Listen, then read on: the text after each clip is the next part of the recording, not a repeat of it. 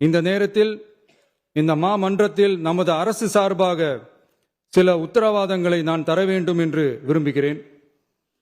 தமிழக வெற்றிக் கழகத்தின் கொள்கை தலைவர்களான தந்தை பெரியார், பெருந்தலைவர் காமராஜர், அண்ணல் அம்பேத்கர், வீரமங்க வேலு நாச்சியார், மக்கள் சேவகர் அஞ்சலை அம்மாள் ஆகியோரின் வழிகாட்டுதலுடன்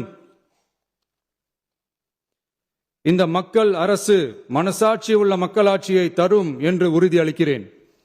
சமூக நீதி, சமநீதி, சம வாய்ப்புடன், உண்மையான உறுதியான ஜனநாயகத்துடன், மதச்சார்பற்ற சமூக நீதி கொள்கைகளுடன் இந்த அரசு நடக்கும். அதில் சிறிதும் மாற்றமில்லை.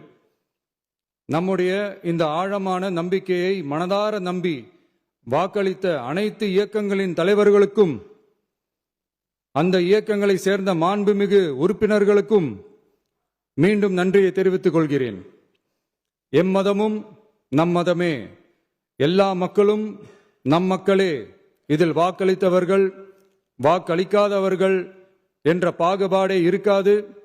இது எல்லோருக்குமான அரசு, இது சாமானியர்களுக்கான அரசு, இது சாதி மத எல்லைகளை கடந்த அரசு, இது பாகுபாடு காட்டாத அரசு, இது பண்பாடு காக்கும் அரசு, இது பண்பட்ட அரசு, அரசியல் காரணங்களுக்காக யாரையும் எதற்காகவும் புண்படுத்தாத அரசு.